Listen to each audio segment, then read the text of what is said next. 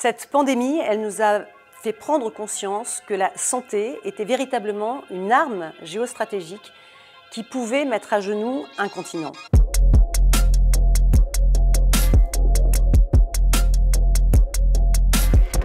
En matière de vaccination contre le Covid, l'Europe a rattrapé dès le printemps son retard sur les pays les plus avancés. Aujourd'hui, plus de 3/4 de ses habitants ont reçu les 2 doses.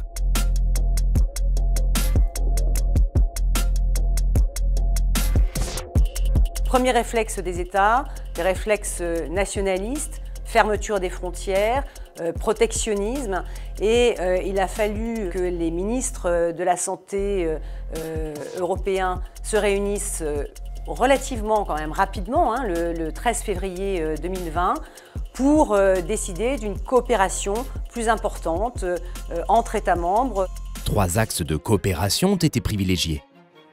Limiter les fermetures de frontières entre États membres, établir un partenariat médical permettant l'envoi de malades dans les pays voisins et surtout, acheter collectivement des vaccins pour éviter la concurrence inter-européenne. Imaginez si chaque État membre avait commandé ses propres vaccins, on aurait eu à nouveau des épisodes sur les tarmacs des aéroports où certains seraient venus piquer les vaccins des autres. Donc ça a permis en fait de livrer la même quantité de doses au prorata de la population de chaque État membre et avec des prix identiques.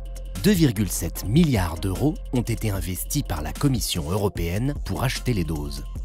Le Parlement européen a exigé une totale transparence sur les contrats d'achat groupés.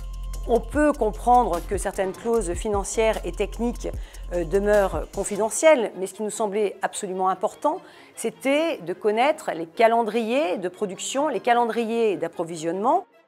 À l'approche de la saison touristique, le Parlement européen a aussi souhaité uniformiser les règles d'entrée dans chaque État et rendre leur liberté de circulation aux habitants de l'Union.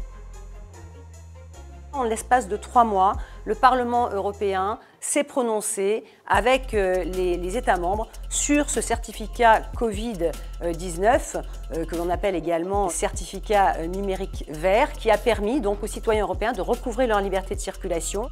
425 millions de doses ont été données dans le cadre du dispositif COVAX, pour lequel elle a dépensé 2,2 milliards d'euros. Plus d'1 milliard de doses ont été exportées par l'Union européenne vers plus de 150 pays dans le monde. Le Parlement a obtenu de multiplier par 10 le budget de la santé de l'Union pour la période 2021-2027.